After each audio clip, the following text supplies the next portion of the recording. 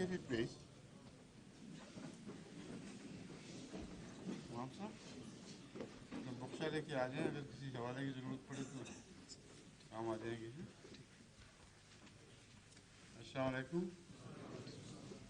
I'm so happy to see this hall full of guests and hosts. And I would love to start this session of questions and answers, please. Assalamu alaikum, Huzur. The first questioner is Mrs. Biru from Lithuania.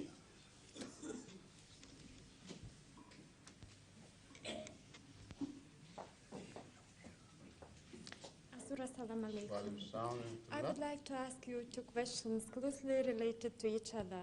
One of them, knowing the exceptional birth of Jesus Christ, can we place him higher than other prophets? And second question, if the Christians place Jesus so high, what is, to your mind, the main reason that they completely deny him in their everyday life and behavior?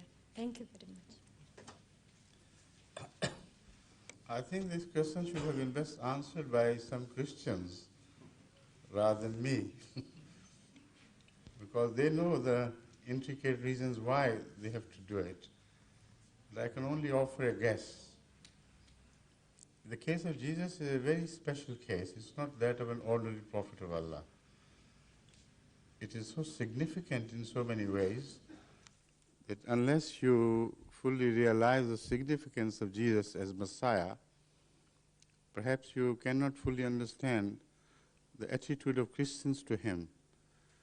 They have definitely seen something special in him, which they did not notice or observe or read about in the Old Testament regarding other prophets. And that is why he was specifically entitled Messiah or Christ. So if every prophet shared this with him, he should have also been referred to as a Messiah and a Christ. So the important thing is that what was the significance of this title? And if the significance is correctly understood, then you can only revere such a person to the degree of his true status understood by the title. If you do not understand the significance correctly, then you may go on looking for things which were not meant by God, and may imagine things about the person which did not relate to his reality. So with the case of Christians, I think this second alternative is at work. The significance of Jesus should have been understood with reference to his original reality as he appeared. And what specific task did he perform in the Judaic history, which singles him out as not only as a prophet, but a person holding another status or a position, or let's say, delivering a mission which was not delivered before. And that can be well understood in relation to Jesus' own attitudes, rather than what people of later ages thought about him. A few things are very clear to me. Number one, that Jesus did not change the book, nor did he ever claim to have changed the book. What he changed was attitudes.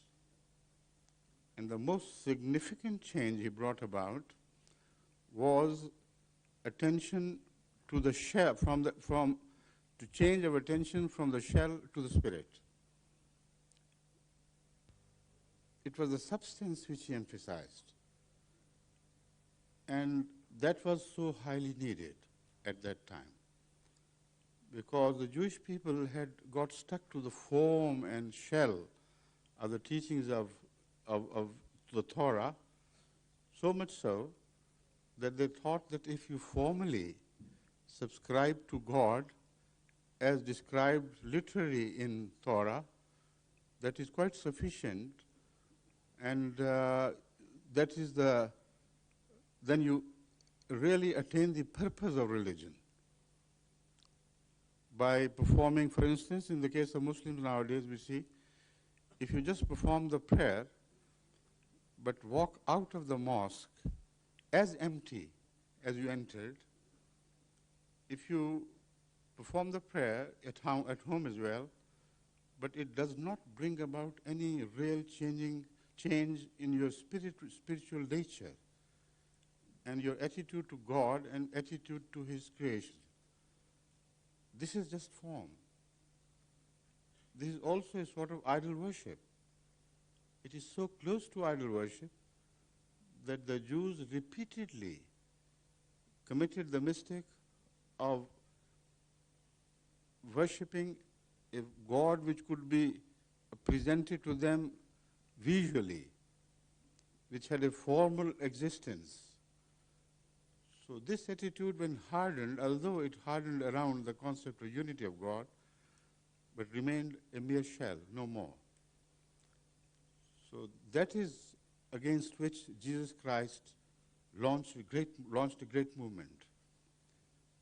And it was his emphasis on the substance and spirit of things which ultimately led St. Paul to completely misunderstand him.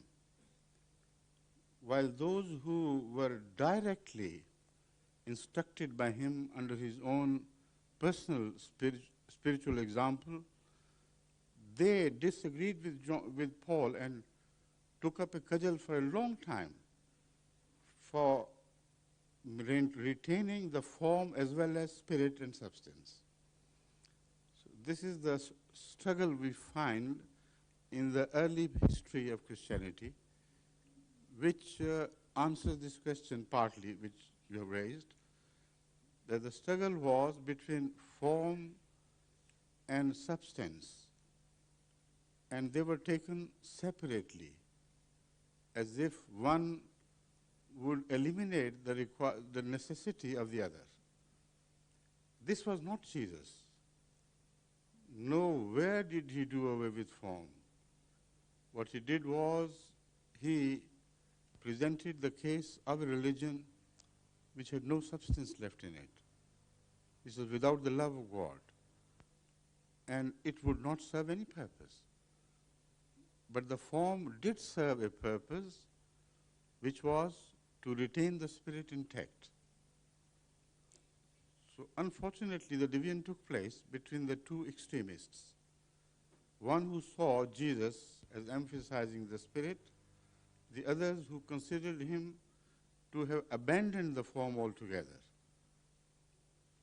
So when they turned to spirit, then what was left of spirit? There, a new personality of Jesus began to emerge. They thought that Jesus had done away with the law so completely and totally that to live in Jesus became religion in itself. And as it had happened never before in any religious experience, so this was the special Jesus which emerged in the sight of the later day Christians. I mean, those who gradually moved away from the spirit of Jesus, that they thought he must have done away with the form, disposed of the Sharia or the law, so that man could live by his own spiritual entity in himself. And if that spiritual entity of man was at one with the spirit of Jesus, that is holiness, and that is all Jesus brought. So he stood higher above all prophets of Allah, according to them, because by the intricate thinking of Pauline philosophy, he delivered man not from sin, but from the form of Sharia. Then sin and curse and Sharia, that is law, became synonymous to the followers of this philosophy. While the fact is that sin is born out of law, but obedience to God and love of God are also born out of the same. There is a joining point in the law which is brought by prophets, which can never be separated. And such religious philosophies which separate these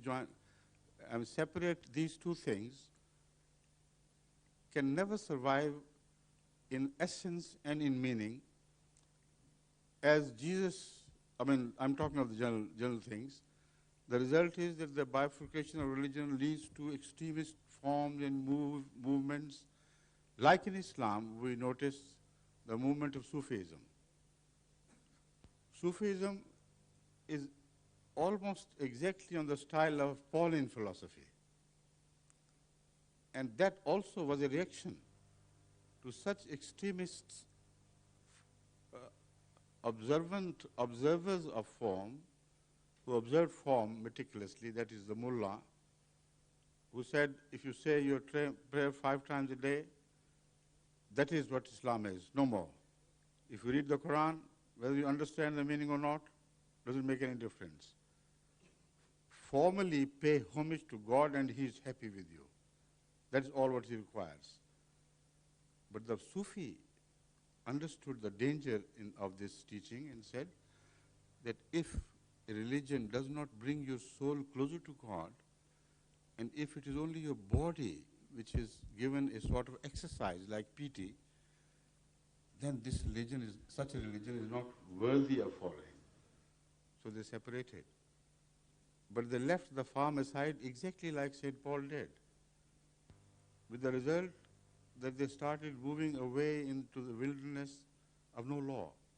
Practically, they lived in a sort of internal experience which was so misleading in many cases.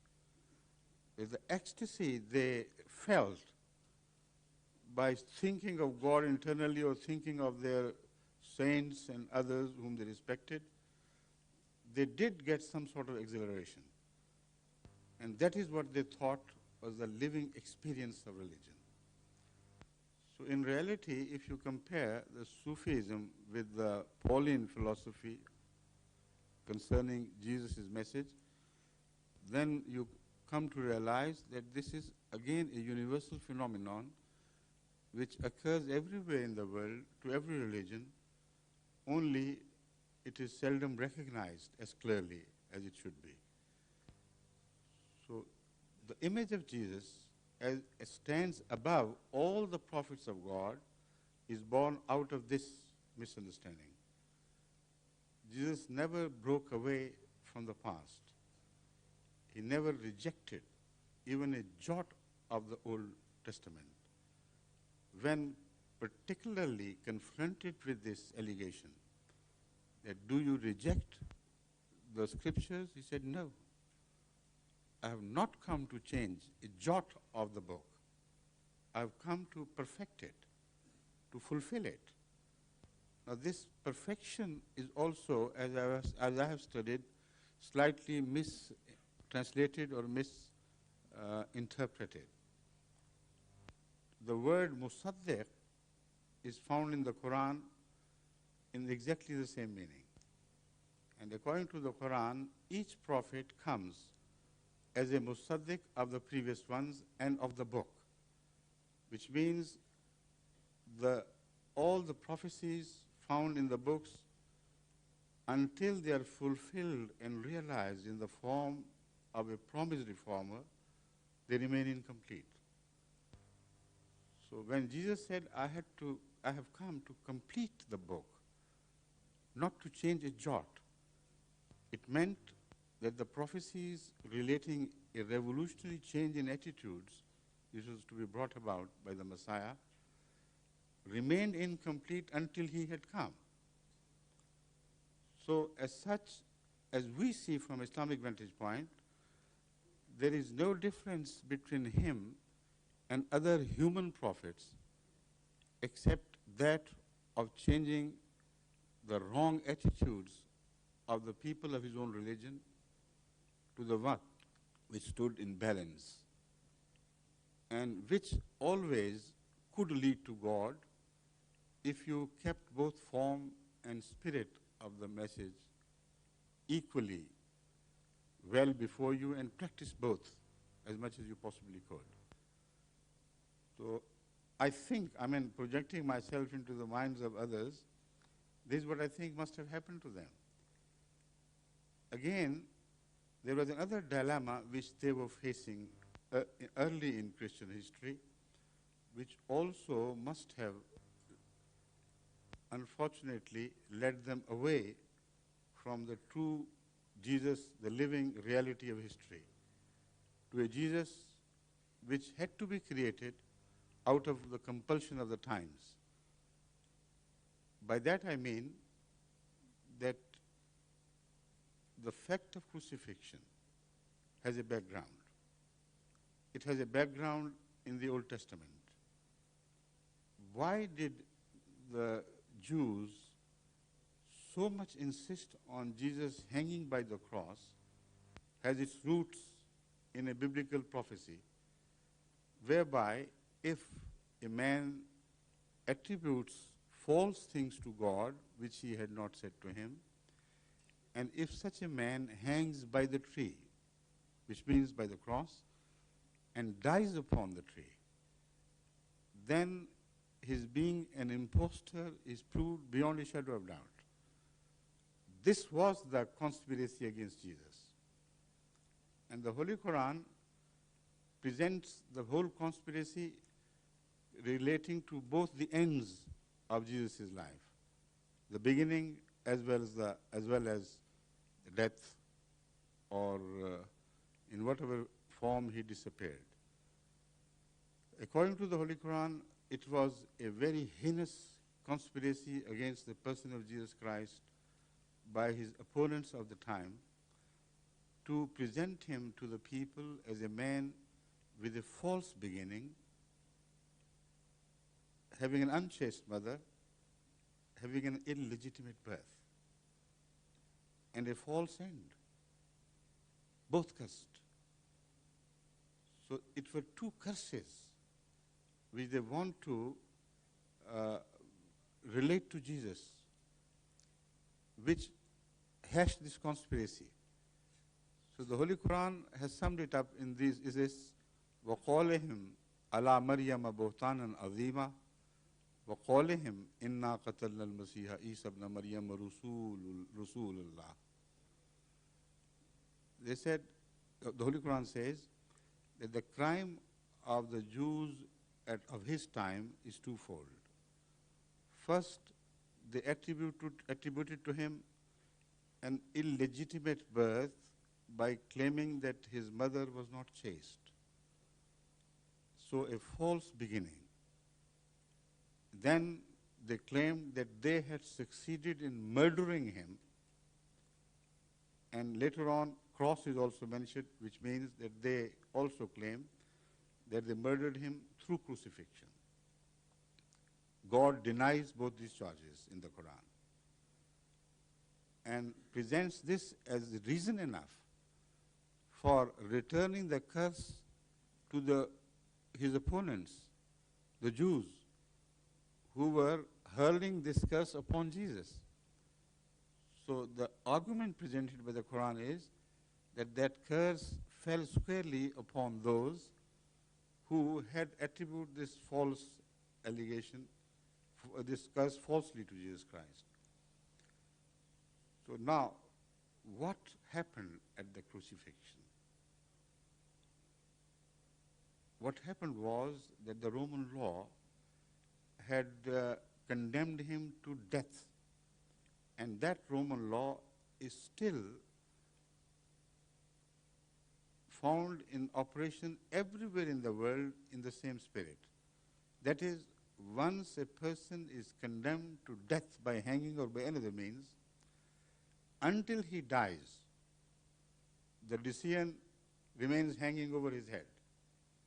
If the first attempt fails, another attempt will have to be made until the purpose of that condemnation is fulfilled.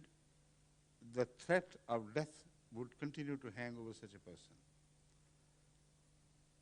Now, this is what is the most important thing in this relation, in this regard, which should be kept in mind. Then I'll connect these two things with the question you raised. Now, the dilemma of the Christians was that if they claimed openly that the law and the Jews had failed to kill Jesus or murder him or condemn him to death to its end, then whenever a claimant would appear and he was dragged to the Roman court that I have seen Jesus Christ myself alive, it would be he who would be condemned to severe punishment or even death, because he would be considered an accessory after the crime, after the fact. Why did he not capture him? Why did he not report the matter to the law? So it was a very serious crime to make such a claim. On the other hand, if they admitted that Jesus had died upon cross, then the biblical sword would hang over their heads, informing them that this man whom you revere so much is proved to be a false person, according to the criterion presented by the Bible itself. So he was an impostor no more. This was a dilemma faced by the Christians. And those who witnessed his survival had only one option: to call it a revival instead of survival. So if you change the terminology just a little bit, instead of calling it a case of survival, if you presented it as a case of revival, then law could not touch you. Because once death was delivered, then the person is free to walk away. So this is why in the beginning this was the stance taken by his close followers and lovers, and that is why they saved their face against the Jews as well. They said, you say if an impostor hangs by the tree, he would die, and his death would prove him to be an impostor. And you say this happened in case of Jesus Christ. But you don't realize that he revived from the dead, which means that he was not an ordinary prophet, he was more than a prophet. So the case of a prophet was not applicable. You are judging him from the formula which is applicable only to the prophets. But if somebody revives from the dead, most certainly he stands beyond the ordinary status of prophets. Now, the word so often used in the New Testament, which was an expression of endearment only, according to me and us, that is Son of God. That helped them. They said, look here, he had to be a little Son of God. No ordinary mortal can revive, come to life again from the dead. So you are trying to pull his leg down below the human level. But what you prove is simply this, that he was not human, all right, but beyond humans. Not a prophet, but beyond a prophet, above a prophet.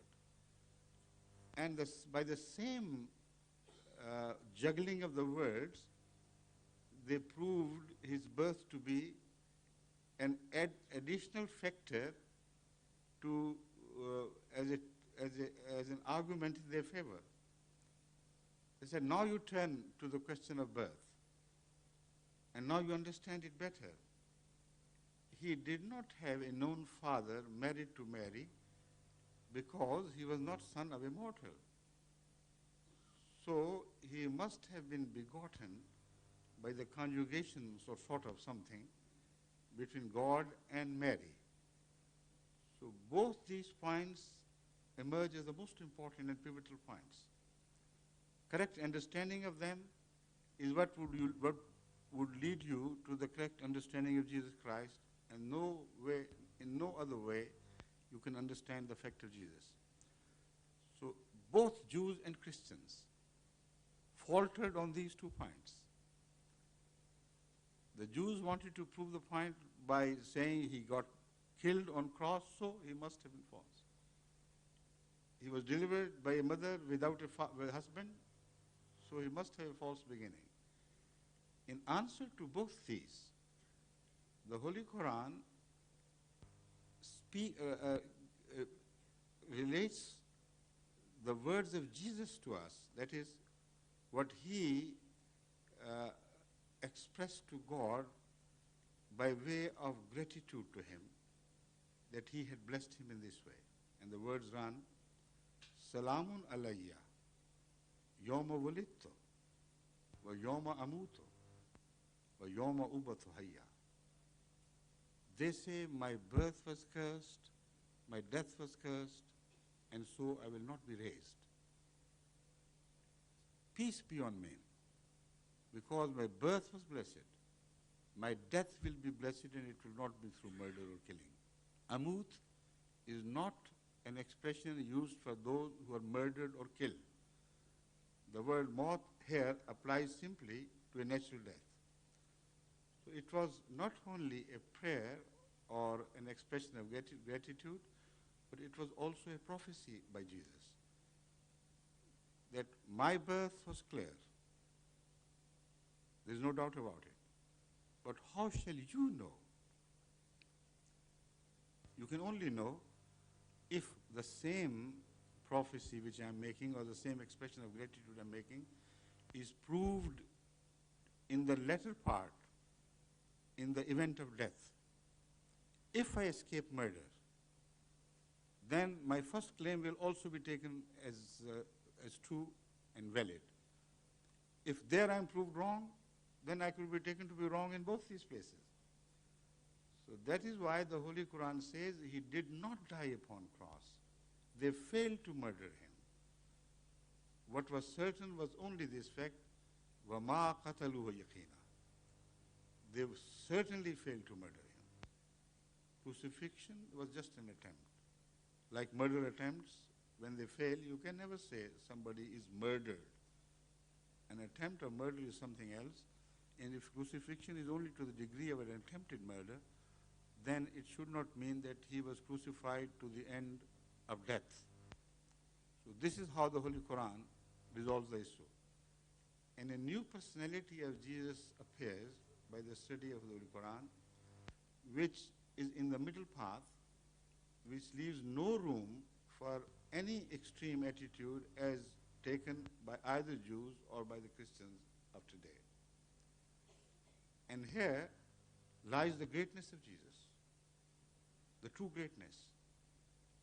We find him to be a very special prophet, no doubt, a prophet who stood till the end by truth and did not care what happened to him, who suffered the agonies of crucifixion, yet did not change his view and his belief and his claims.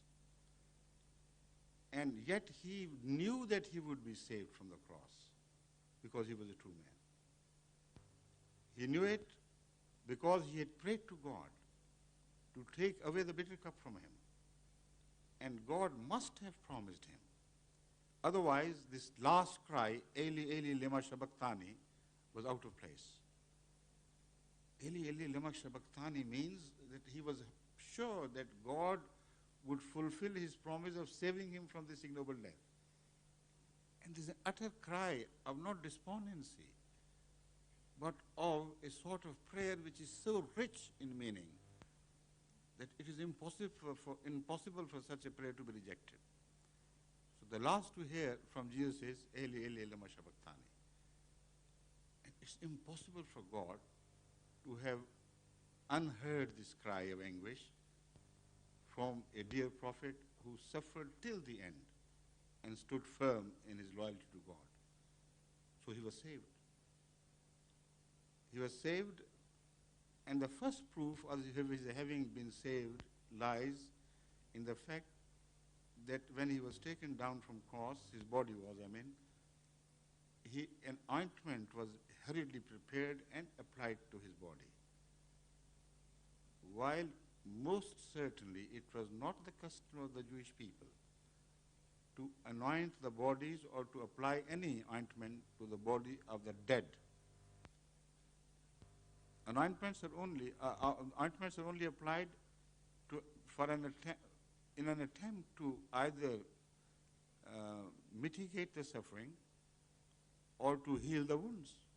There is no other purpose. And it served both these purposes.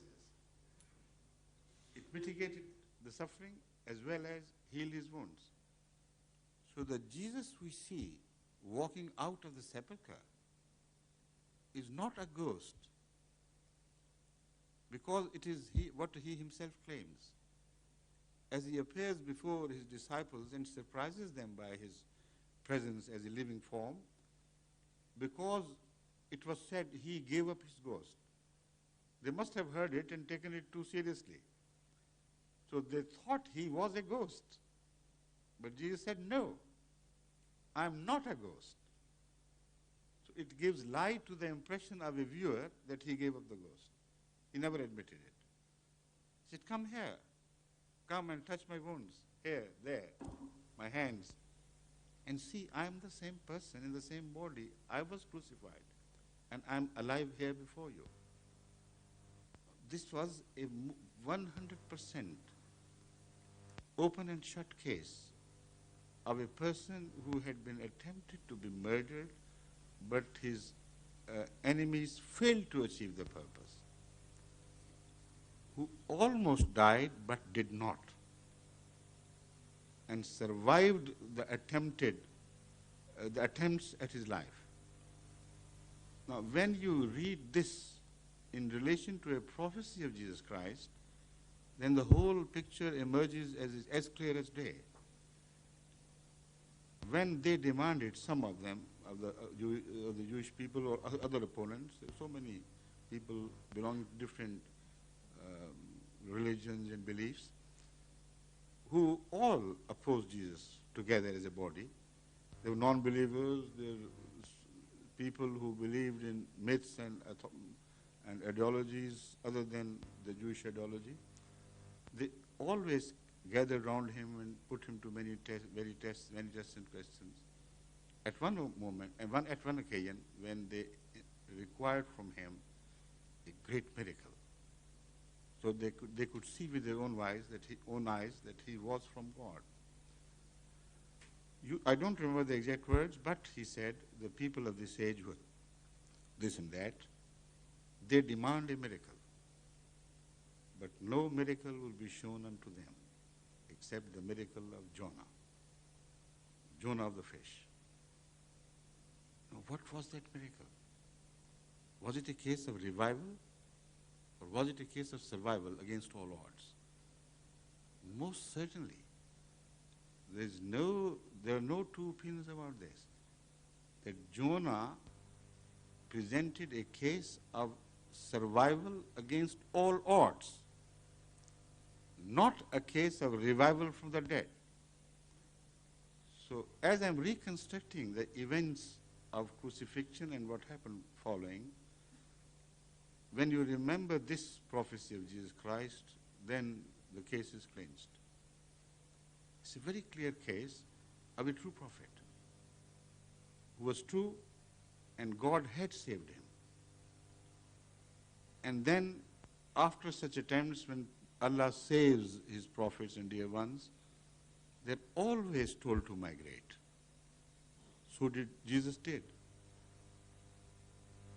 Now, this is the last part by which, last part of an integral part of the Christian beliefs, by which they attempt to prove Jesus' status to be beyond all other prophets. They died natural deaths here on earth, but he disappeared into heaven, bodily. Why the necessity of such a belief? There's some reasons, and valid reasons for that. First of all, if they claimed that he had not died, or he had died and again became alive after death, then the first question first demand which would be made upon them would be, ask him to appear before us then. If he did not die, then his body has become eternal, immortal, whatever form it is. Because once somebody survives death or survives death, comes to life again, then he can't be killed again, by no means. So the first logical question which should have been addressed to them and they were confronted with was, all right, let Jesus appear before us. So he did not appear. The second, if not, where has he gone? Where is his body? Why has he disappeared altogether? Is he hiding? And if he's hiding, why don't you produce him? Or the law will deal with you. If you're hiding the body of a criminal, dead or alive, he must be presented to prove that he ultimately got killed according to the purpose of the law. But these two demands could not be met by them. So this concept of ascension to heaven was born naturally out of this dilemma. Now previously, some Christian scholars used to quote Mark, I think it was Mark, where in the last 12 verses it was said that Jesus ascended to the heaven. But now all the Christian scholars have agreed unanimously that these 12 verses where this is mentioned are false. They are not found in the original text at all. They were added later on. So there is no single proof of Jesus' ascension. But some excuse had to be discovered, had to be invented to prove that he lived. But why is he not visible? Because he has gone somewhere. So they did not want to disclose the identity of his migration. So they said he had ascended to heaven to further prove the point that he was not immortal, but he was literally the Son of God. This is the dilemma of Christianity which helped St. Paul to legendize the fact of crucifixion and to mythify the noble reality of Jesus Christ. And because Roman Empire was already a most fertile recipient soil for such philosophies, because they themselves had believed in Trinity before. They themselves had believed for centuries in mythologies and God, humans taking forms of God, descending from heaven or ascending to heaven, but humans taking forms of God, or God taking form of humans. So this was no alien philosophy to them. And that is why they accepted it in large numbers. And it was there that St. Paul struck the bonanza for Christianity.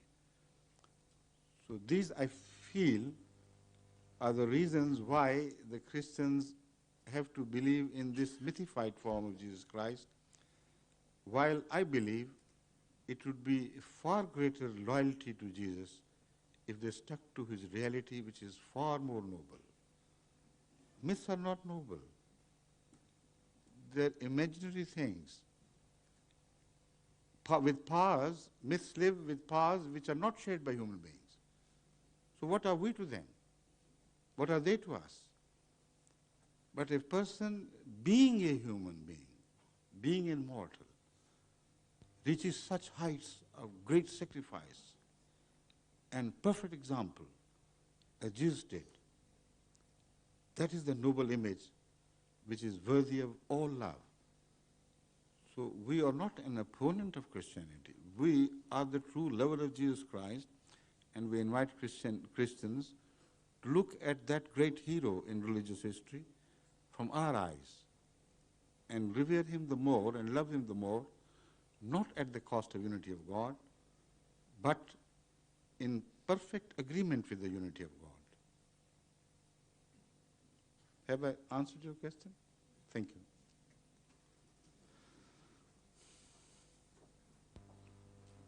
We now invite Mr. Keith Wakely from Wimbledon. He has 2 questions, please.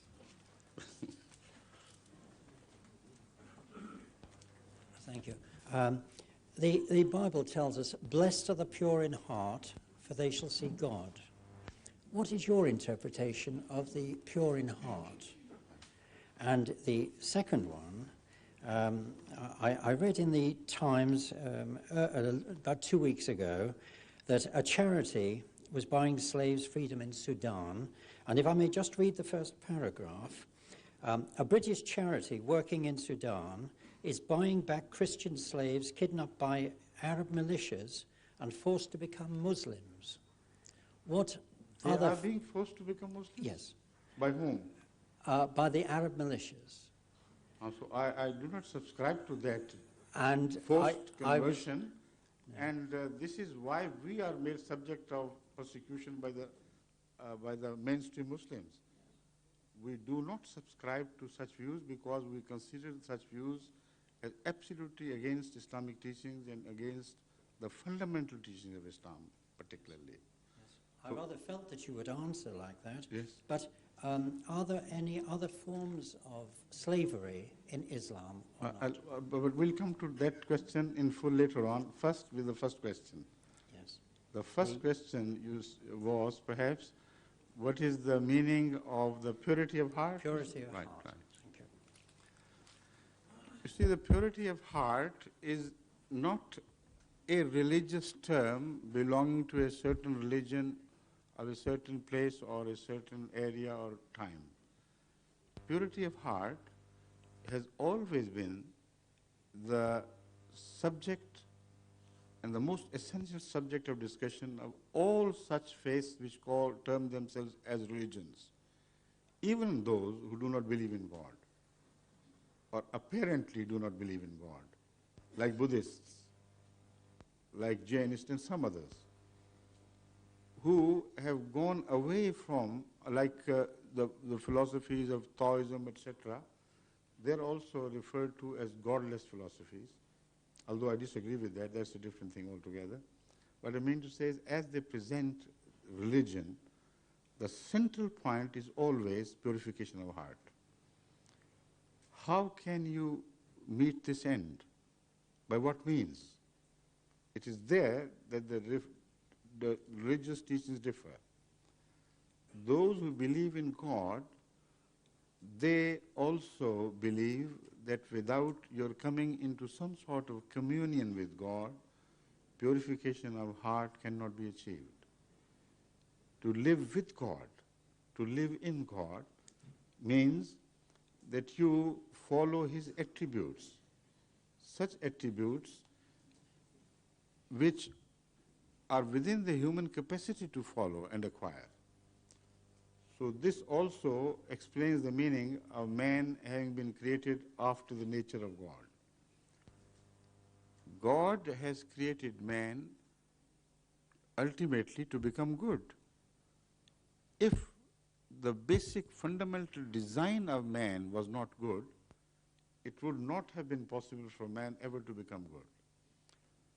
So the purity of heart is to return to the original design. That is why even those religions who do not believe in God, they somehow acquire this. What they have to do is, they have to delve deeper into their own nature. And they reach the same ultimate end of discovering an innate goodness in all human beings. So they say we have discovered the secret from within us. The religion says, no, in that exercise, you may even be misled by your own views and thoughts and cultural influences and the influences of the age, and you may think that you have reached the truth, but it has to be verified from an outer truth, by an outer truth. Without that, there cannot be a certainty regarding your having reached the source of truth or purification. In this regard, Islam has a very clear attitude and very logical and sensible attitude. In fact, you can't do away with it in any form. You have to agree because it's so logical. The founder of Ahmadiyya community, Hazrat Masih Maud has written volumes on this subject, purity of heart.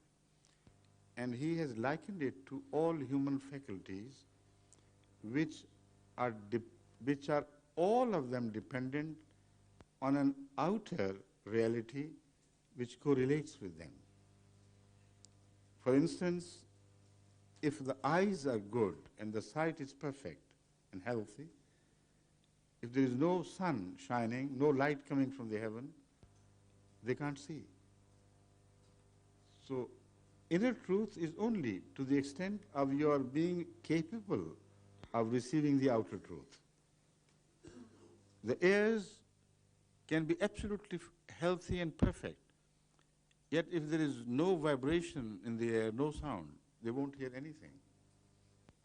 Taste, of course we can taste things if we are healthy, but there must be something to create the taste. Empty mouth and empty stomach cannot taste anything. So this is the explanation put forward by Hazrat Masih Maud, the founder of the Ahmadiyya community, in relation to inner truth and outer truth and their interrelationship.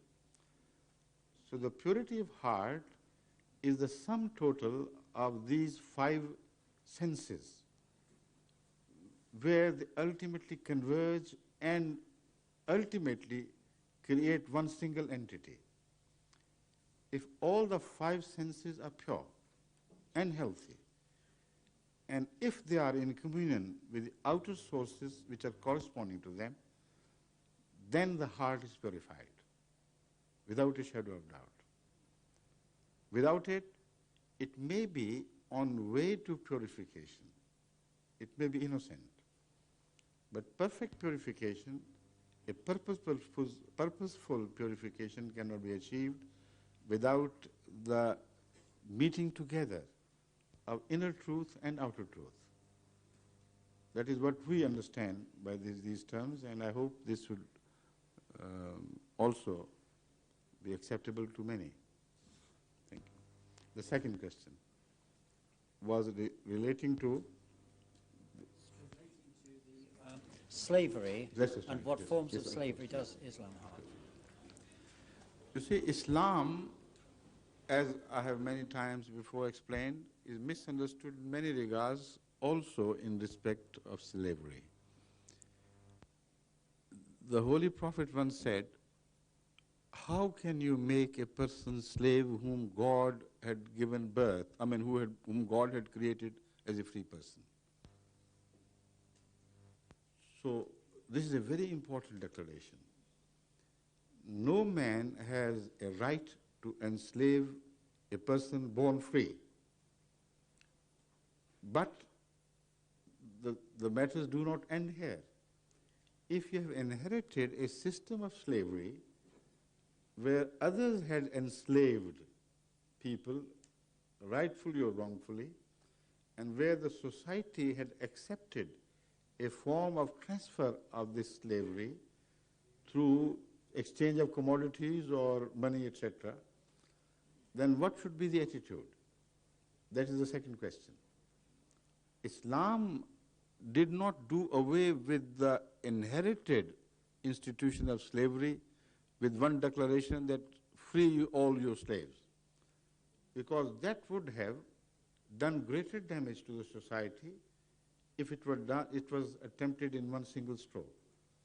Because all the economy of the period was so interwoven with the system of slavery of that time that it would, in the name of goodness, it may ultimately end up in some evil rather than goodness. And what would those slaves do? How would they survive? Who would take care of them? They had no right to be equally treated according to the society around. They would immediately be recaptured by the non-Muslims living around, because as such they had no right to live freely. There were many possible dangers to the slaves themselves, which must have ultimately resulted in this teaching from Allah, that if you do not enslave people without your right to enslave them, this is right. But you must also begin to liberate slaves. And herein is the Quranic teaching, which is incomparable with any other teaching in the world. The ways and means suggested in the Quran and enforced many a time by which slaves could be liberated are so many that it is impossible for these means to be taken seriously and for the society to implement them, and yet slavery to survive within a few generations. It must come to an end. For various small crimes, mistakes, follies, this and that, omissions, the remedy suggested by the Quran is free a slave, liberate a slave. And then the Holy Quran says that the best people in the sight of Allah are those who liberate slaves. So this resulted in a mass movement among the Muslims for the liberation of slaves. And when there was no other means legally to turn the free people into slaves, then automatically slavery must have come to an end. Why it did not was because in many other cases the Muslims of the following generation did not practice Islam. They ignored Islamic injunctions wherever it suited them. And this happens with every society, so the fault lies not with the Quranic teachings, but with those people who took the teaching lightly or misunderstood the teaching.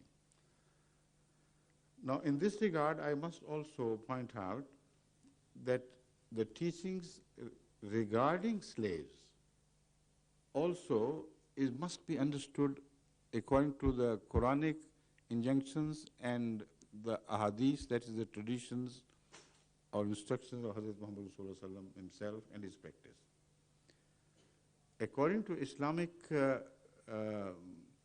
injunctions, the picture which emerges is that if you have a slave, you must treat him with honor, with equality.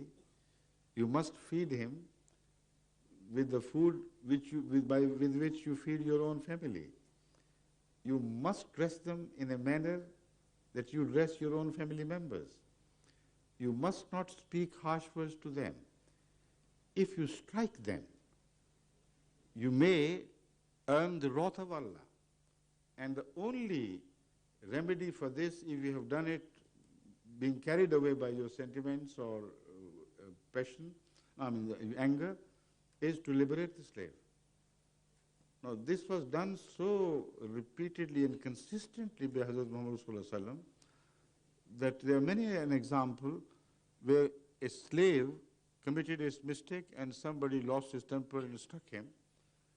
And once it happened many times, but it so happened that Muhammad ﷺ himself was coming in the direction of the person who was striking his slave. Not viciously to the degree that he could have broken his legs or things, but he struck at him. And Hazrat Muhammad ﷺ shouted, he didn't shout normally, but raised his voice and said, Abu Masood, Abu Masood. Oh, what is happening? He understood the tone of urgency and displeasure. And he turned and he paled at seeing his impression. He said, O Prophet of Allah, I liberate this slave immediately now. He said, had you not done this, you had earned hell. So the attitude towards slaves is also so important that the slavery does not become as heinous to look at if the slavery is practiced in the short term that it is practiced, should be practiced in Islam, according to the instructions of the Holy Quran. And the love that was generated because of this teaching between slave and the master was so intense sometimes that given the opportunity of liberation, the slaves themselves would reject to benefit from that. It particularly happened in the case of Hazrat Muhammad Rasulullah's own slave, Zaid. His parents were some nobles from perhaps Persia or some other country who had lost their son, and they didn't know much about him, where he had gone and disappeared. When the fame of Islam spread far and wide, they heard the name of their own son mentioned in relation to the Holy Prophet. So they ultimately approached him and said, "You claim to be the Prophet of Allah. We have come here not to accept Islam, but to claim what belongs to us, our son." So he said, "Yes, he's yours for the taking. No problem." He called Zaid and said, "Here are your parents. And I, with all with all my heart, I permit you, without any reservation, to go with them and return to your home and your own land." He looked up at him, said, "O Prophet of Allah, not after I have known you. It's impossible." Turned to his parents and said, "I know your parents, I respect and love you, but I love him more." So it was the slavery of love which had been transformed from the slavery of a cruel form against which no human can really take an exception. So if you read the true teachings of the Holy Quran regarding slavery, then it does not appear to be such an heinous thing as normally it is related to. Now, things have changed, I know.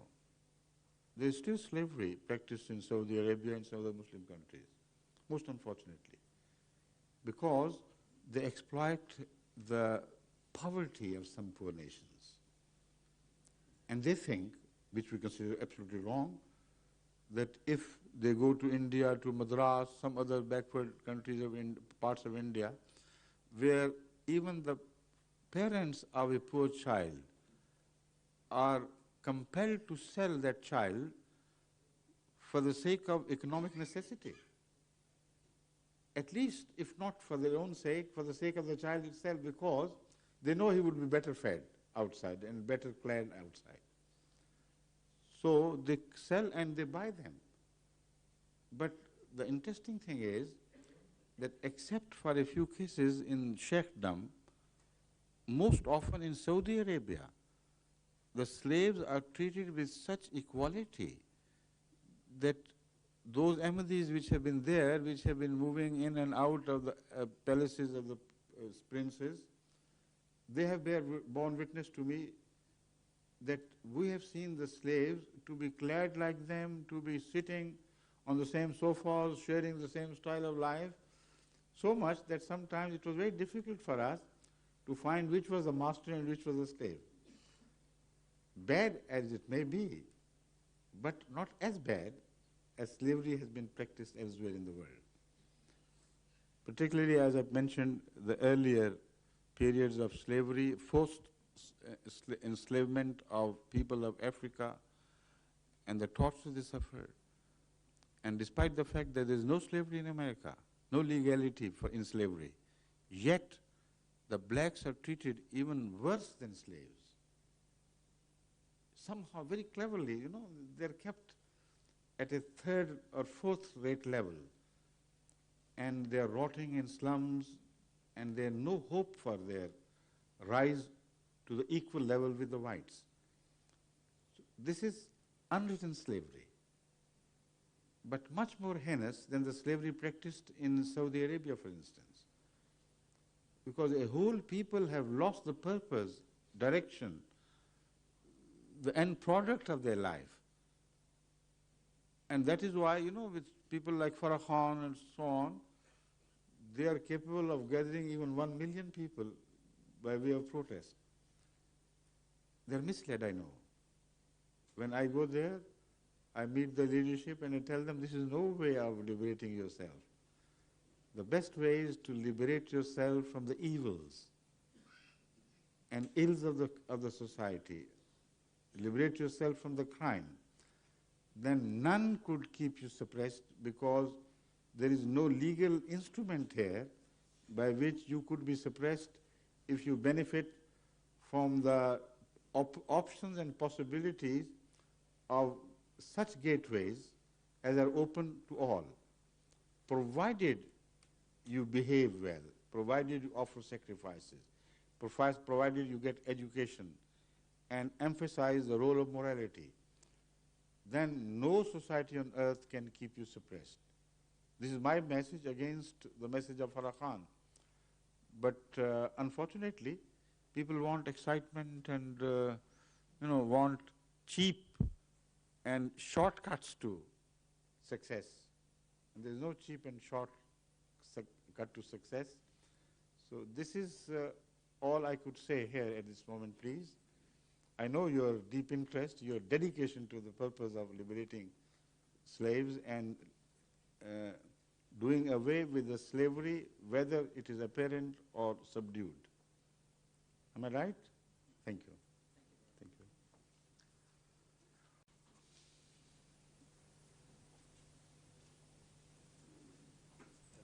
you. We now invite Mrs. Sheila Yasmin from Wimbledon.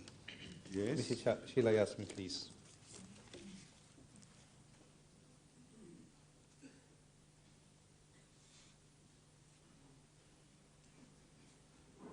Sheila Yasmin, how are you? Very well, thank you. Yes, I'm fine. Now, what does this name indicate? Sheila Yasmin. Sheila Yasmin. I see. So he read it as Yasmin, which looks sounds like a Muslim name. Yes, yes. Is it a Muslim name? Yes. Okay. Yes. Okay. Her husband is a Muslim. We Christians believe in the second advent of Jesus, Son of Mary. I understand that Muslims also believe in the second advent of Jesus, Son of Mary. Right. How do you explain that Mirza Ghulam Ahmad, whom you believe to be the promised Messiah, when he is not Jesus, Son of Mary? I can explain.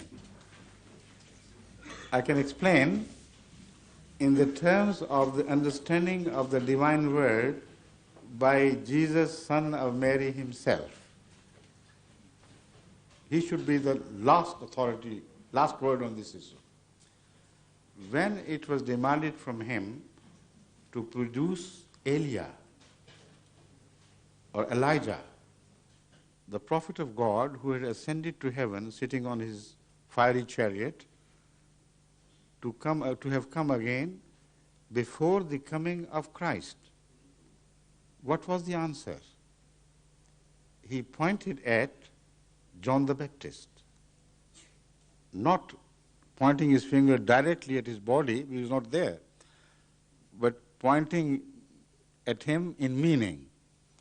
He said, he is the Elijah. Now here, not Elijah, but the Elijah, which you are expecting. Believe it or not, it's up to you. So he was not named Elijah. His name was John. He was son of Zechariah, not born of the same parents as Elijah of old was born. All names differed. The prophecy apparently, and in fact rather very clearly, depicted of the physical bodily reappearance of Elijah from the heaven. So how would you rate the decision of Jesus Christ in this regard? Will he be taken to be right in declaring that John the Baptist, despite no commonality between him and the earlier Elijah, was right when he passed this judgment. If you say, yes, he was right, then by the same judgment, Mirza Ghulam Ahmad of Qadian is proved to be right. Because then the meaning is that the recoming of such people who have a definite parenthood, definite name, definite occupation in time or history, when they are promised to come again, they never come again bodily. They always come in the form of, in spirit, in character, in teaching, in style. So if Mirza Ghulam Ahmad of Qadian is taken to be wrong in declaring him to be the son of Mary in this meaning, in this understanding of the term, then you have to reject not one Messiah but both the Messiahs, unfortunately. Either you keep both or reject both, because a verdict is passed and it would not permit you to separate between one Messiah and the other. So these are metaphorical expressions. Prophecies are made with reference to specific, particular persons. And they are not made only in Judaic religion or in Islam alone. They have been made all over the world. But literally, they have not got fulfilled even once in the entire history of mankind. Metaphorically, yes. All the prophecies have been fulfilled. So you have to judge the claim of Hazrat Mirza Ghulam Ahmad in line with the claim of all such people appearing everywhere in the world in the name of the earlier holy people who had claimed to reappear. So we don't believe he was a reincarnation, not at all. What we believe is that he relived Jesus in Islam by changing the attitudes which he changed earlier, by presenting an example like the example of Jesus Christ himself. What he had done, he had changed attitudes, as I earlier said. Instead of emphasis on sword and forceful coercions, as you indicated just now, the emphasis was on sacrifice. If somebody strikes you on one cheek, offer the other one. Now, this is also a biblical teaching. The window of forgiveness was kept open, but practically kept shut by the people. So he practically shut the window of vengeance and revenge and widened this window of forgiveness to the degree. He said, all right, if somebody strikes you, be patient, be perseverant. Somebody abuses you, don't call him bad names, pray for him. So this is how he was Jesus, son of Mary, in spirit and in attitudes. Thank you. Hazur, we now invite Mr. Tim K. from Bracknell. Mr. Tim K, please. Mr. Tim K. from Brighton. Right. Hello, sir. You have come all the way from Brighton for this purpose? No, Bracknell. Oh, right. Right. I would like to ask would you please raise the microphone or lower your Oh yeah, of course. yourself? Thank you. I would like to ask, there's a lot of suffering in the world, of course. Will there ever be a time when people of different religions, different religious leaders, ever come together? And has this Messiah that you believe in, has he made any prophecies about the coming together of religions? Well, prophecies are found all over the world of unification of man under one religion. But never have I found any prophecy anywhere of amalgamation of religions into one. They're two different things. They can never happen. Unity is reborn. Yes. And it gains mass as it rolls on. But unity cannot be forged by combining different forces, different ideologies, and amalgamating into one and presenting them under one flag. That's not unity. So the claim of all religions, as I understand, when they speak of a golden age, when man will become united under one flag, only means that a movement will be launched, a divine movement in the latter days, whereby gradually, by changing our ideologies, by changing of thoughts and attitudes, a new entity would begin to arise and gather force and gather mass until it becomes largest, and it will not be based on any racial or geographical philosophy. It will be based entirely on universal philosophy. So people from all over the world would come and join and feel at one with each other, sharing the same equality. That is how we feel that we, inshallah, are going to bring about the unity of man under the flag of Islam as we understand that. Thank you. Thank you very much. Thank you.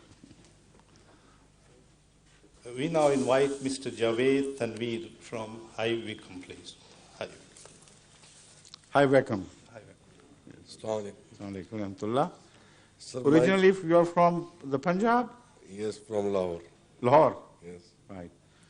From walled city or from the outer Lahore? In Kent, cantonment. So that means you must have migrated from East Punjab and settled there. Could have been, I mean, not must. No, sir. No? You are originally Lahori?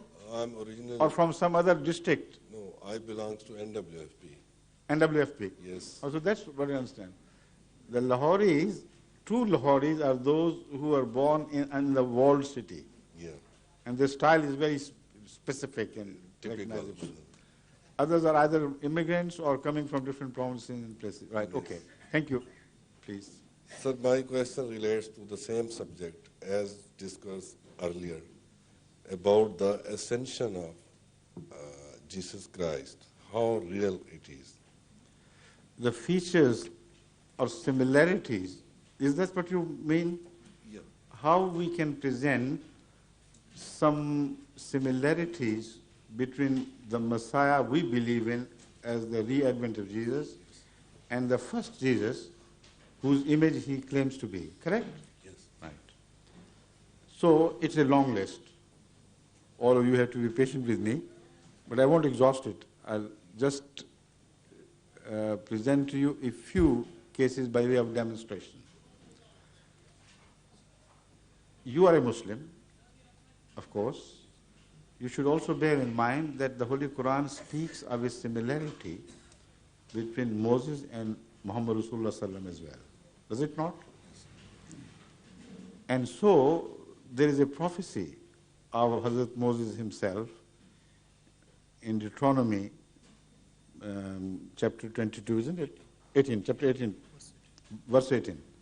Chapter 18, verse 18. That a prophet would be raised from among your brethren, like unto you. That's these similar words.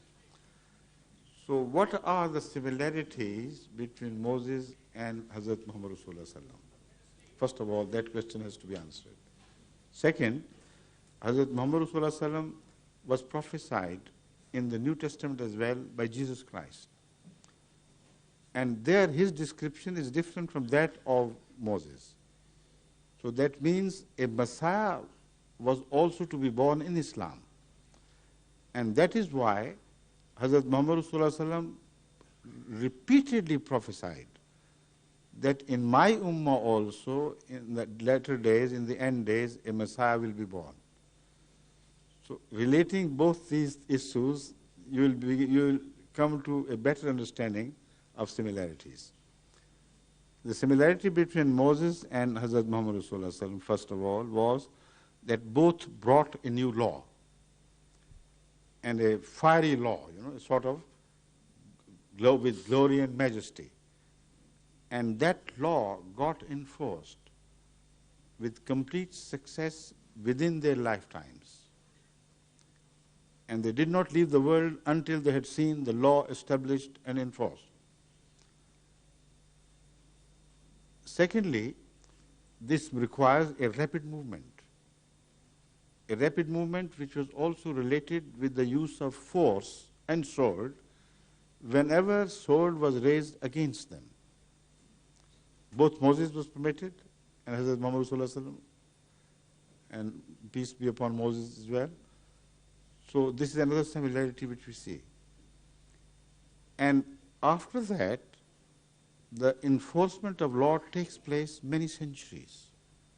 The real, in not only enforcement of law, talking from the political point of view, I don't mean that, but sinking of the law into the people and their habits takes a very long time. And in the first beginning of the Islamic movement, it began to spread not by sword, as people believe, but by the deliverance of message and the deliverance of the Quranic values as practiced by the Muslims of the time. This is important for me to emphasize because there are many non-Muslims present here who misunderstand the spread of Islam to have depended upon the use of sword. You see, the largest population of the Muslims are found in Indonesia, in Malaysia, in 4 provinces of China. And the history tells us that not a single battle was fought for the sake of Islam in all these countries. Yet it spread. And it spread faster and wider. Where the Muslims ruled for many centuries continuously in India, the progress of Islam was much slower and with obstruction here and there. It spread, but it remained to be a minority for the last 1,000 or more years. So that is what should be kept in mind. So the first message was given a push off with a great impetus and a great force until it reached its climax in having delivered the message of Islam and having established it to all the important known countries of the world of that time, except a portion which is called the West. There it only stuck at the walls and knocked at the walls and made an entry and quickly withdrew, but didn't leave a lasting impression on the people except for a few exceptions like Bosnia and things. Now I come to the period which had to follow. During this course, politics began to be intermingled with Islamic ideology when the spread of Islam also resulted in Muslim states. They came to be born. And whenever state interplays with religious hierarchy, havoc is played both to the politics and to religion. That is exactly what happened during the medieval centuries. And they distorted the image of Islam to that of a national movement, of a racial movement, of a territorial movement. So the term holy war or jihad came to be misunderstood as a movement of subjugation of all the people of the world, politically and ideologically, with the help of your thumb on the throats. Now how they understand it to have happened, I can't understand. It's impossible for the soul to change the ideas, beliefs. They can sever the heads from the body, but they cannot change a single belief of the head of the mind within the head. They can create reactions, of course. Subjugations only takes place when something within the people, such people who are coerced, something of life and honor within them have already died. When they are neither fit as Christians or as Muslims or anything else, as long as that honor lives, they will not bow to sword. So the sword seems to be successful in some phases of history, but to no purpose. Names were changed, styles were changed, but the hearts remained as atheistical, as atheist-minded, and attitudes were as corrupt as they used to be before. So leaving that aside, now I turn to the last recipe for such a situation. When the hearts are hardened, when the message is understood to be that of a forceful change in the ideology of the world and the forceful imposition of the Muslim states upon the non-Muslim states. Is that not exactly the attitude found in the time of Jesus Christ among the Jews? This was the fight about. This was all the difference between the Christians, between Christ and the Jews. You know, they demanded that we were expecting a Christ, but a Christ with a throne under him and a crown over his head. A Christ would leave the movement of rebellion against the Roman yoke. And you have come to perpetuate our slavery? And this is what you call the spirit of Christ? We reject it. It's meaningless. But Christ said, all right, go ahead what you do, but you will suffer. And that is what they did. They went on making rebellions, fighting others in the name of religion, and they were thoroughly demolished and defeated by a general of the Romans in 71 or 72 after Christ. But Christianity, which did not have any sword in its hand, went on flourishing and spreading despite all opposition. Here the sword was taken from the hands of the believers and handed over entirely to the hands of the oppressors and rejectors. Yet it spread. So it was Jesus Christ and his movement which gave, a measure of honor to the early success of Judaism. If Jesus had not appeared, then all were justified in concluding that the message of Moses and the teachings of Torah has no inherent beauty in it. It is only when it ran along with force and coercion that it acquired a measure of success. Otherwise, in itself, it's mere ugliness. But what Jesus did was a revolution in this area, brought about a revolution. He said, all right, I stick to the same values. You take the sword in your hand. You try to destroy me and my followers and crush them. Do whatever you may. We are going to emerge victorious. It was this belief of Jesus in truth itself which brought about the great revolution in the ideologies and the attitudes of the people around. So first of all, Hazrat Mirza Sahib should be understood in this context. Is it not exactly the same battle which began between him and the Orthodox Muslims? They wanted a liberator from the British yoke who would raise sword against them and lead them to victory. No such Messiah came to them. And he said, all right, we do not believe in a slave Messiah. That is how he was ridiculed even by Iqbal. He said, we do not believe in those who are slaves to be honored as prophets of Allah. Those who live under a foreign yoke, they are not worthy of acceptance as the messengers of God. This is exactly the allegation against Jesus Christ, which was leveled by the Jews. Now, Iqbal, I don't know why he chose to forget the status of Joseph, son of Jacob, who he believed to be a prophet of God, but he lived all his life under a foreign yoke. He accepted a high office under a king who did not believe in him. So to live under a foreign yoke does not result in giving right to the people to reject such a man.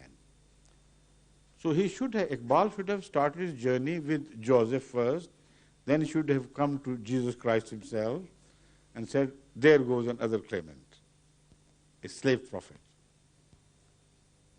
Unless Masih Maud al-Islam had that something in common with Jesus, he could not have been taken as seriously as a true image of Jesus and repetition of Jesus' message. But that's not all. What happened then, from then on, Jesus and his followers were put through the mill of persecution so severely and so cruelly, and they were declared to be outside the pale of Judaism.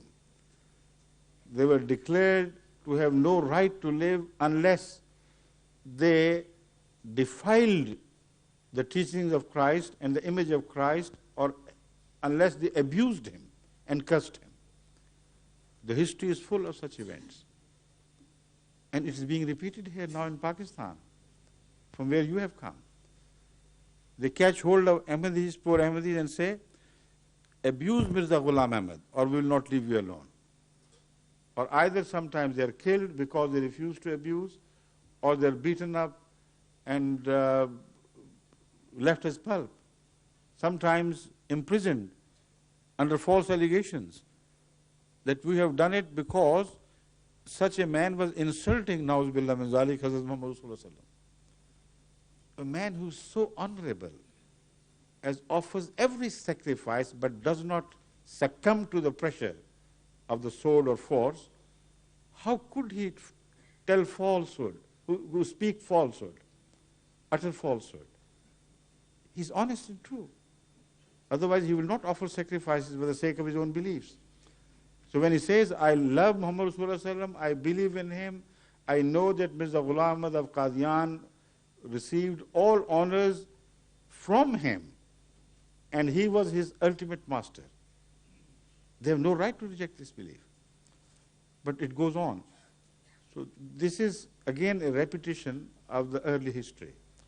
The attitudes were changed, and the people of followers of Jesus Christ were persecuted for their noble attitudes, not for crimes. This is exactly being repeated in case of the followers of Hazrat Mirza Sahib. They're not beaten up for stealing. They're not beaten up for usurping others' rights. They're not beaten up for appearing in the court for false witnessing, etc., etc. They're not beaten up for drugs. They're beaten up for, and in Northwest Province, I'm telling you, they're beaten up and prosecuted, and condemned to serve imprisonment for 3 years to begin with, then it was reduced to 1 year. You know for what crime? Bismillahir Rahmanir Rahim was discovered from the house of this man, as police raided his house for illicit things. The first report of the police, which was taken seriously and accepted by the judge, was that the crime of this man was that when we raided his house and searched him and his possessions, we discovered Bismillahir Rahmanir Rahim, which means in the name of Allah, the most gracious, the most merciful, oft repeating his mercy. So if such are the crimes of Ahmadis today, go back to the time of Jesus, similar were the crimes of the people there. They didn't rob anybody. They didn't kill anybody. They didn't usurp anybody's rights. They didn't indulge in child abuse or abduction and asking for money and blackmailing and all this. All this is left to the lot of the mullahs in Pakistan and their followers. They appropriate these rights. But Ahmadis, they're not given the right to declare La ilaha illallah Muhammad Rasulullah. For that, the death penalties are hanging over their heads today. Is it not like the movement of Jesus Christ? But that is not enough. Many a time a minority is persecuted and destroyed if God is not at the back. But it did not happen in case of Jesus Christ and his followers. They tried to pulverize Christianity to smithereen, to smallest pieces. But every time they passed out of the mill of persecution, they were larger and bigger and stronger. Is that not what is happening to Ahmadiyyat? So what other signs you require? And then the time measure, the difference between Moses and Jesus is 1300 years. The difference between Hazrat Muhammad Rasulullah and Mirza Ghulam Ahmad of Qadian claimant to Messiahhood is 1300 years. Jesus did not bring a new law. He claimed that he has not come to change a single jot of the Quranic teaching or the word of Muhammad Rasulullah. So are there not similarities enough for one to seriously contemplate the possibility of becoming an Ahmadi? Thank you.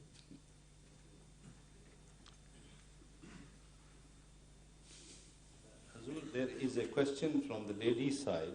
Her name is Mrs. Habibur Rahman Tuting. Mrs. Khalilur Rahman?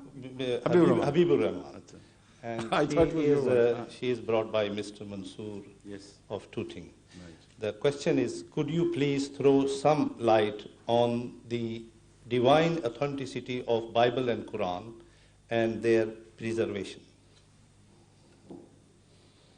See, the divine authenticity of the books can best be judged by two measures, according to me. First, the quality of the teaching. The divine teachings have in themselves a quality of goodness which defends the claimant and his innocence. Because if somebody was from Satan or if somebody stood more because of some internal motivations of his own interest, then his teachings must be corrupt by that degree. If the teaching is honest and straightforward, then such a teaching cannot be rejected as false. So that is why the Holy Quran repeatedly points out at the commonality of all religious teachings. The Holy Quran says this is how you should judge a book, a divine book, whether it is from God or not, that basically, essentially, it has exactly the same teaching as other religions have taught before.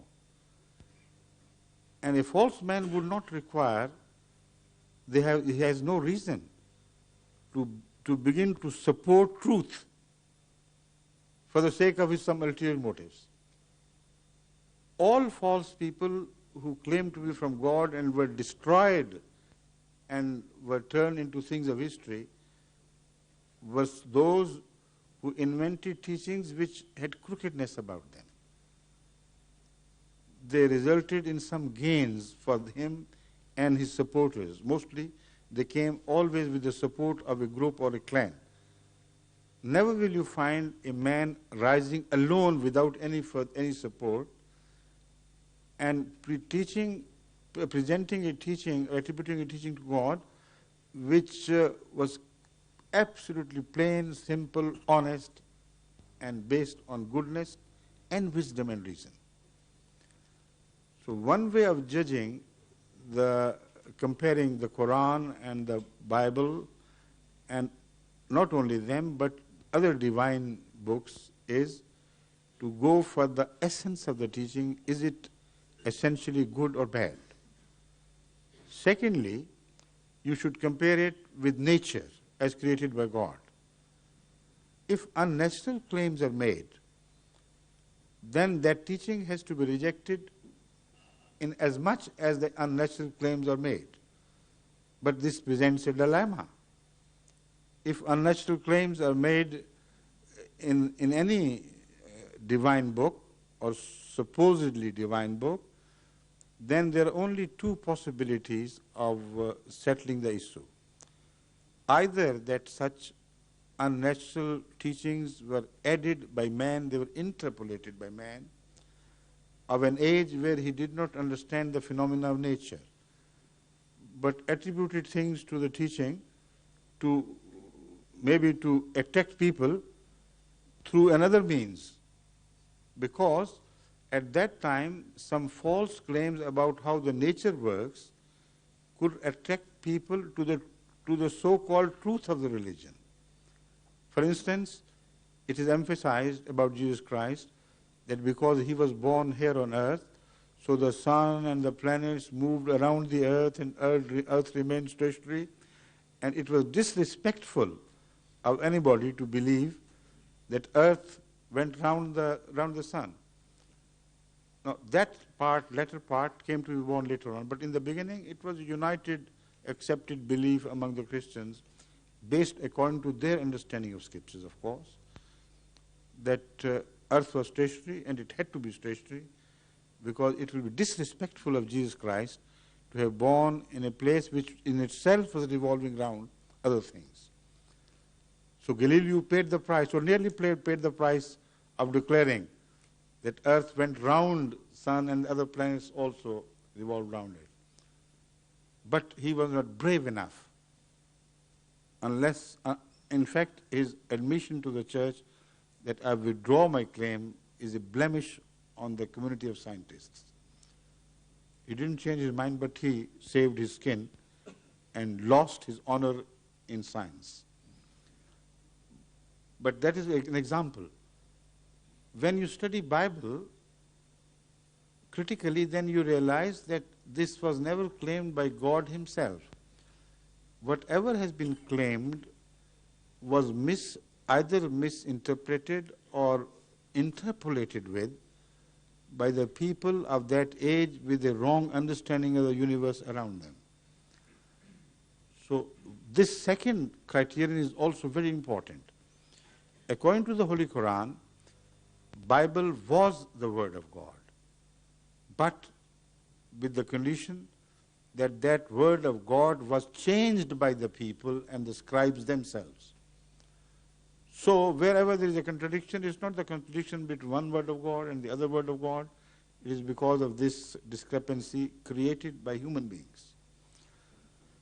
So this is a very large subject, and I know the time is coming to a close. Where is the... That's right, it's right over there.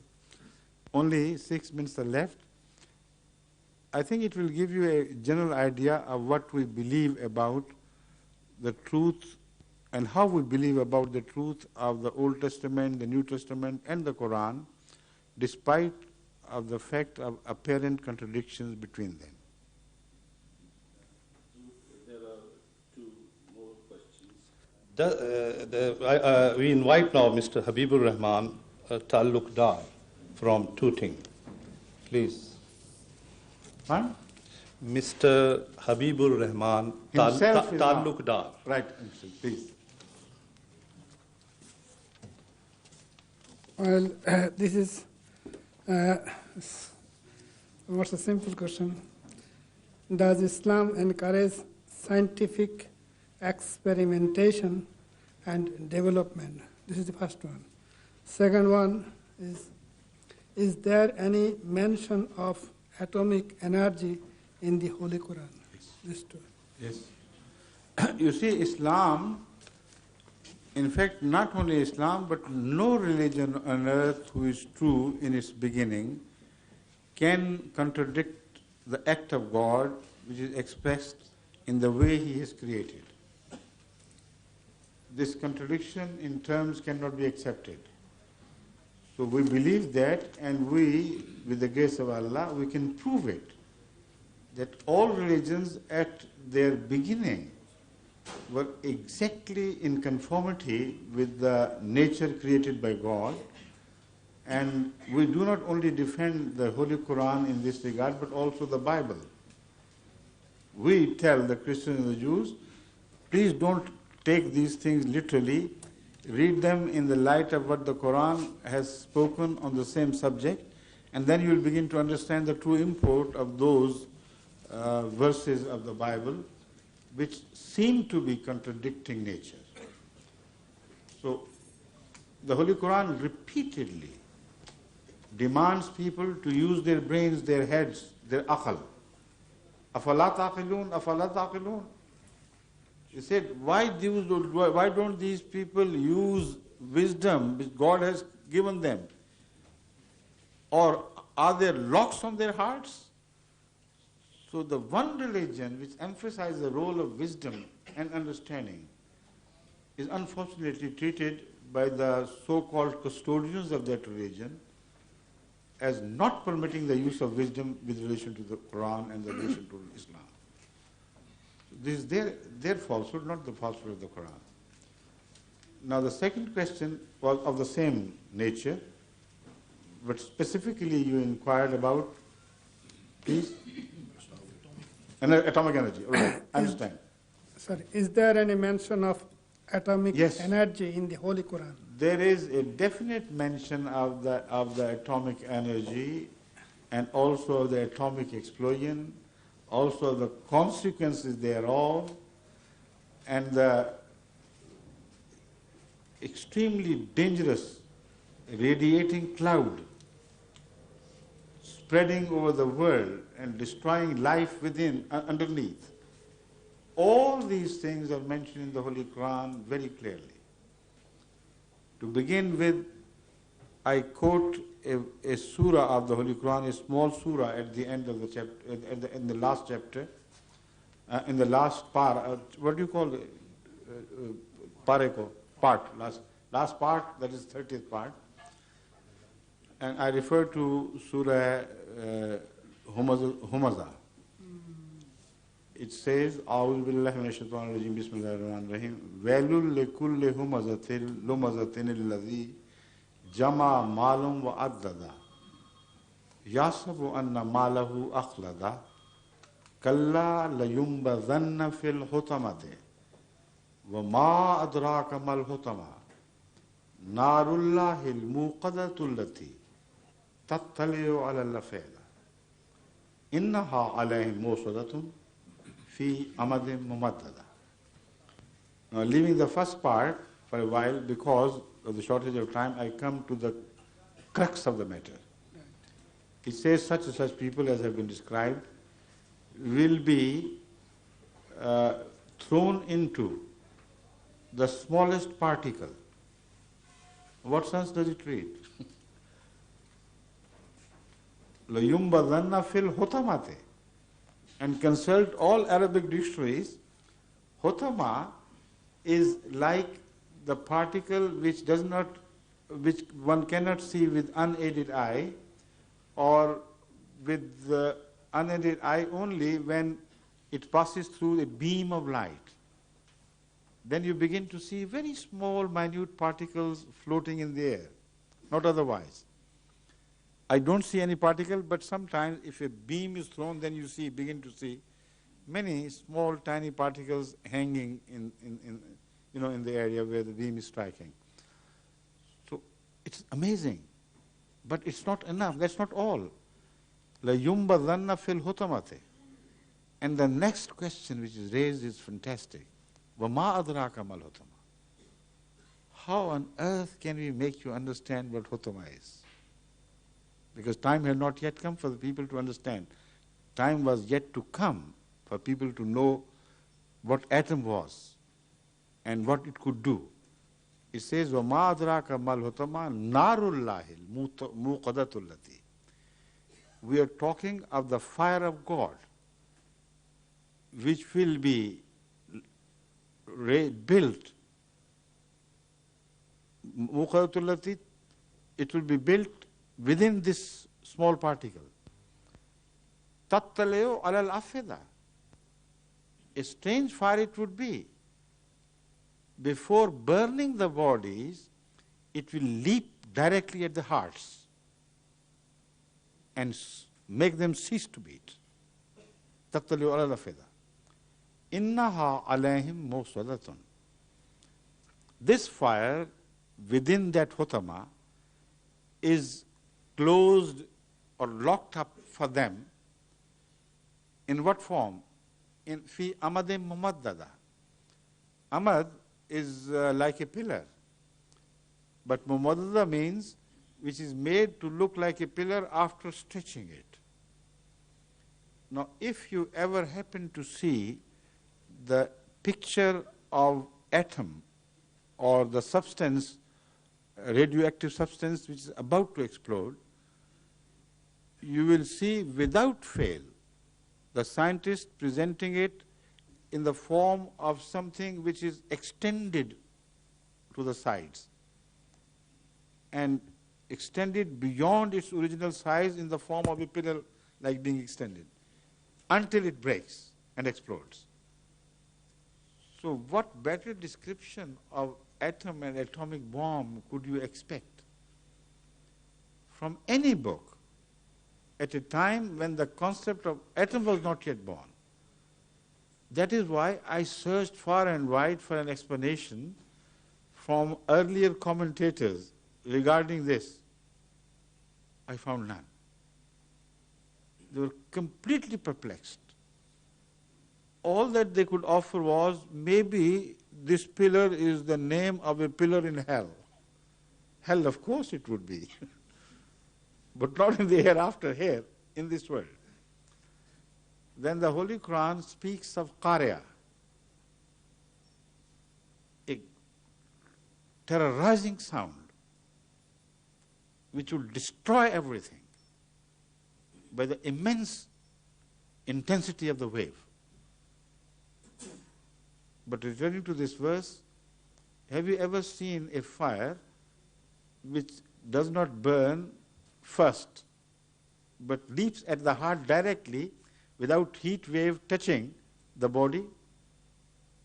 If you have not, read the history of Hiroshima, written by a scientist.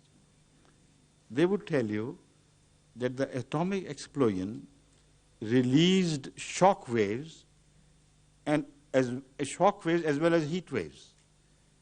But the shock waves traveled faster than the heat waves.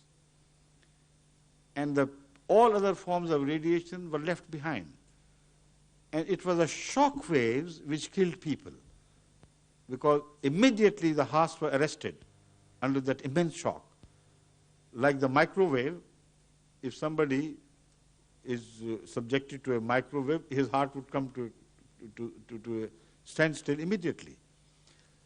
So the Holy Quran goes to the length of describing the nature of that fire locked within the heart of an unseen, invisible small particle in the form that when it explodes, it leaps at the hearts and destroys them.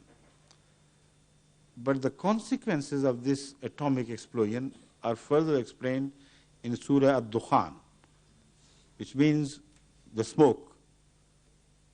And it is said that a day would come when a smoke would begin to travel, move along the earth and countries, which will spell death and destruction. And nobody will be able to escape from its destruction on whom this smoke casts a shadow. Now you read the description and you have to admit that before the discovery of atomic radiation spreading through cloud and smokes, spelling destruction on whatever they cast their shadows, was seen, witnessed by you yourself today. Unless you had done it, you couldn't understand it. So the Holy Quran is not a book of the past. It is a living book. It specifically mentioned all the important events and inventions by man of this age. Even speaking of the attempt to change nature of God through tampering with the genes and characters, etc. Even that is mentioned. Enough? Thank you. Thank you. Thank you. next question is the last one, and that is, we invite Mr. Ghazali from Sierra Leone, please. From Sierra Leone. Yes, please. Assalamu alaikum. Wa alaikum assalam wa rahmatullah. People are going to be judged according to their faith in the world hereafter, in the Yom Al-Qiyam. If I die now, am I going to live in the grave till the day of judgment? Or will I taken to heaven or live in paradise? I want to know what will happen from now on to that day. Yeah. Okay. On this subject, I have spoken at length so many times that even a book can be prepared on this one single subject, collecting all these answers, but there would be repetitions, of course, in different angles also, in every answer. In short, because the time is already run out, I'll try to give you the salient features of this phenomenon of people dying and then coming to a form of life again. I'll give you a summary of our beliefs. It's not time for me to build all the arguments on which those beliefs are based. When we die, we will not lose consciousness in the sense of the soul which separates from our body. The soul, which is an enigma for the scientists here, is something which, when it parts from the body chemistry immediately begins to decay and return to its constituent substances. And there is no more sense left in the body at all. Does the soul also destroy? Is it so dependent on the body that it must live in a constant bondage with the body or not? According to Islam, in case of other animals, this is right, that when the body dies, the soul, their life dies. When the life dies, not the soul is only mentioned in case of human beings, not in relation to the animals. When the life dies out, the body dies, life dies, it's one and the same thing. But in case of human beings, the word soul is used, ruh. And this has developed to a degree that it has the capability of becoming an independent entity in itself, a spiritual form which can live after separation. What is the nature of that form, we don't know much. But this much at least scientists have discovered, that energy bundles can survive as energy bundles, and previously, before this discovery, they used to poo-poo the idea of believing in souls, but they now admit that what we have discovered leads us to the possibilities of some sort of human energy living in an organized form as separated from the physical existence of man. So that is what will happen in the first place. It will have a consciousness of some sort. In the first appearance before God, it will be adjudged briefly, and it would know from then on in which direction it is going to develop. Further development of the soul would require eons of time, a very long period, in which it will develop in the form that a body will be created from within that soul, and a soul will be created from within that body. That is to say, a separation will be made in that existence, so that a center of thinking, a center of entity will be created around the soul, that part of soul which in comparison, which appear to be material, but it will not be material. So it is only a matter of degrees. God is the ultimate of spiritual refinement.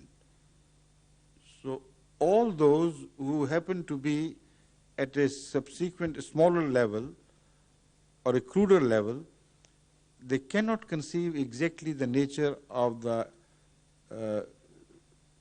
the spiritual nature of God, which defies form, but it does exist.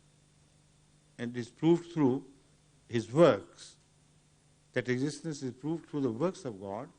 Beyond that we cannot reach. But about the soul, we have some experience here which can lead us to believe in a phenomenon which may occur after our death. And that is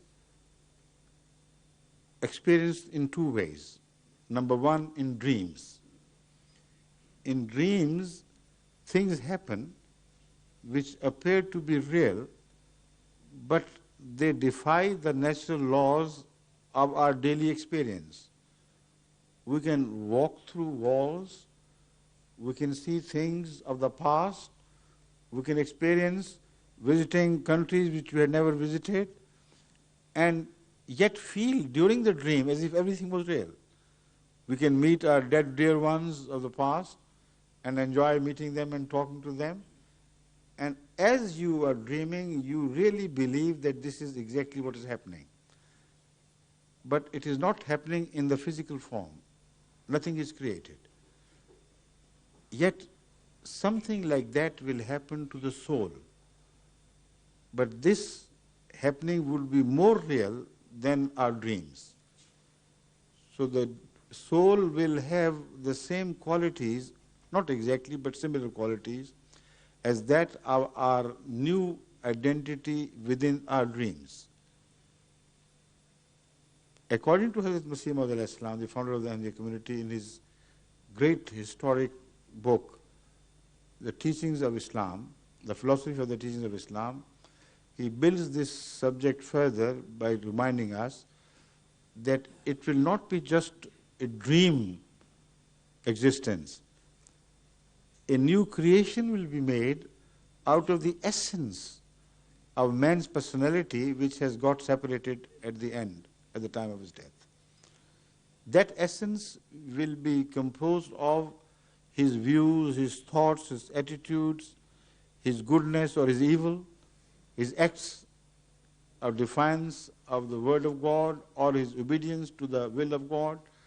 All these continuously make, according to Hazrat Masih Maud alayhi salam, a personality within us.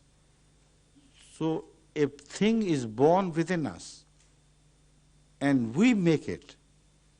We create our hell or our heaven and we don't realize it.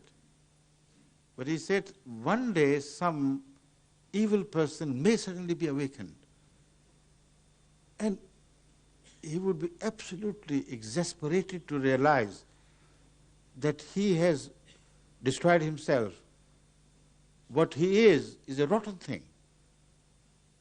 And the good people gradually gain the realization of their nobility to a degree that that realization becomes the very reward of the nobility itself. So once awakened, the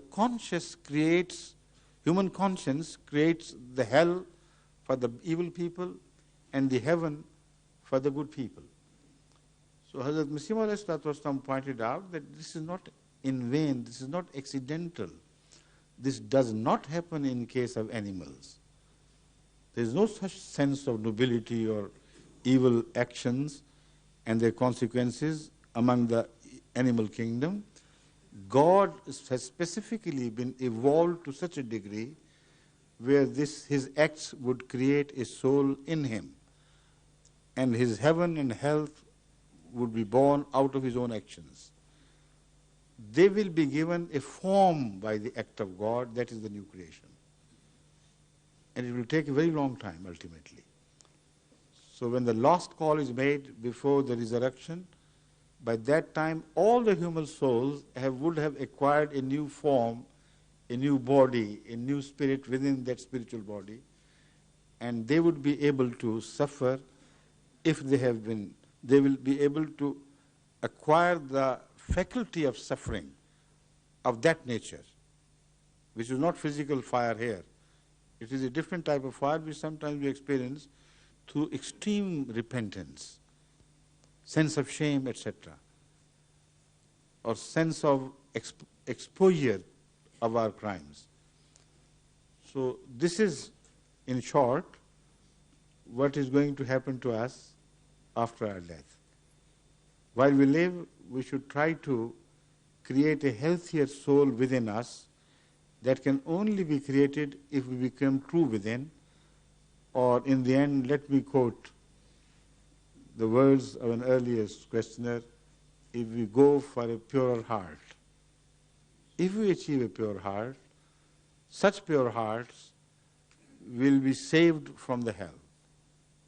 And in the words of Hazrat Masih Maud alayhi salatu wasalam, आग है पर आग से वो सब बचाए जाएंगे जो कि रखते हैं खुदाए जुल अजाइब से प्यार. Fire it is, no doubt. But all such people will be saved from that fire who have love of God, true love of God in their hearts. In the final analysis, purity of heart or love of God are one and the same thing. God bless you. Thank you very much. Assalamu alaikum.